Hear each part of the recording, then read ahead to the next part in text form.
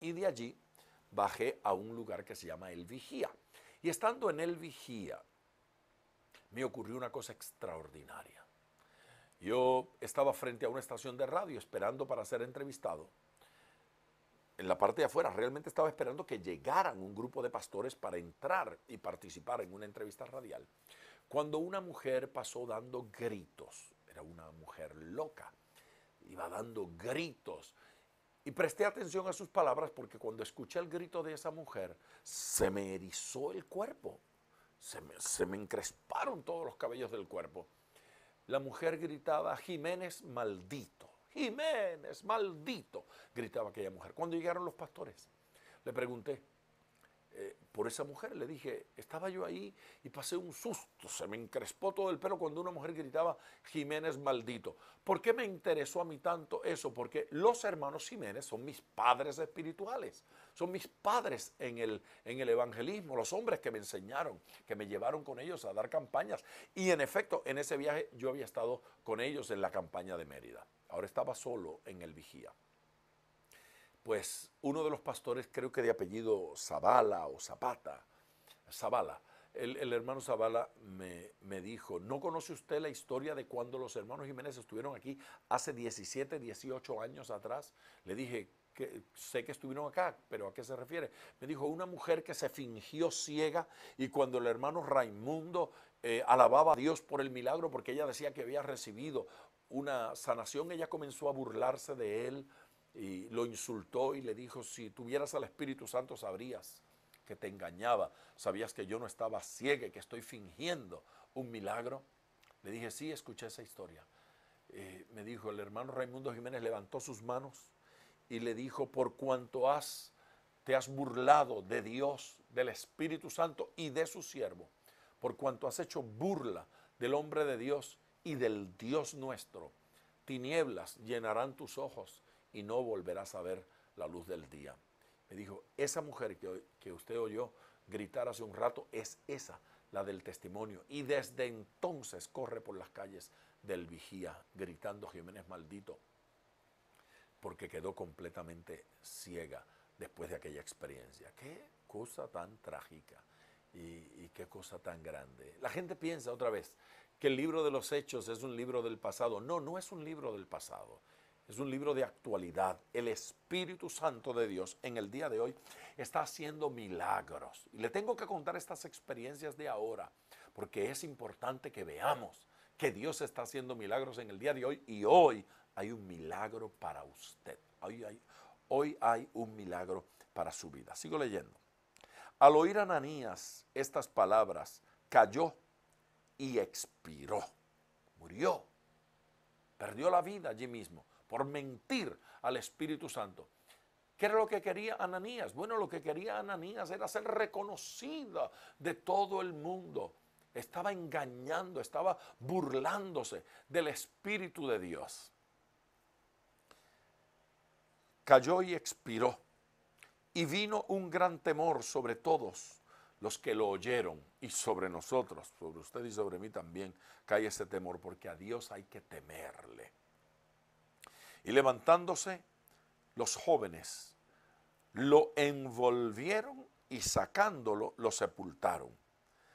Pasado un lapso como de 3 horas, sucedió que entró su mujer, ¿se acuerdan? Zafira. Era Ananías y Zafira. Ananías ya murió, ahora entró su mujer, no sabiendo lo que había ocurrido, no estaba al tanto de la información, ni sabía que era viuda esta señora. Entonces Pedro le dijo, dime, ¿vendisteis en tanto la heredad? Lo que Pedro está tratando de descubrir es si esta mujer, número 1, era cómplice de su marido, y número 2, si todavía estaba dispuesta a sostener esa mentira, sostener ese argumento. Gracias, Karen, por las notitas que van llegando. Bueno, otra vez, habían pasado unas 3 horas y entró esta mujer. Entonces Pedro le dijo, dime, ¿vendiste en tanto la heredad? Y ella dijo, sí, en tanto. ¿Sí? Dijo sí, la cantidad que había dicho el esposo. Supo el apóstol Pedro que esta mujer era cómplice de la mentira, del engaño, de la farsa. Estaban intentando engañar al Espíritu Santo de Dios. Era muy importante que Dios le diera una lección y se la da. Mire el verso 9. Y Pedro le dijo, ¿por qué convinisteis en tentar al Espíritu del Señor? No solamente mentir. Lo que Pedro entendió fue que estaban tentando al Espíritu del Señor. Es decir, esta gente estaba con el cuento ese de que, bueno, si el Espíritu de Dios está en Pedro, si el Espíritu de Dios está en los apóstoles, lo vamos a saber, porque se lo va a revelar. Vamos a ver si es verdad. Mire, si hubiese sentado un precedente de engaños y de mentiras, si hubiese sentado un precedente en la iglesia de que no había seriedad en aquello de ofrendar y de dar, la gente toma muy ligeramente esto de las ofrendas y del aportar al Señor. Hay gente que se ofende por este tema del ofrendar y del dar. Aquí está, dos de ellos. Quieren pretender, quieren insinuar, quieren aparentar que dan, pero realmente están tratando de engañar al Espíritu Santo de Dios, y a Dios no lo puede engañar nadie. Y Pedro le dijo, ¿por qué convinisteis en tentar al Espíritu del Señor? He aquí a la puerta los pies de los que han sepultado a tu marido y te sacarán a ti. Eso se llama autoridad. En Pedro había autoridad de Dios. Al instante ella cayó a los pies de él y expiró, igual que su marido.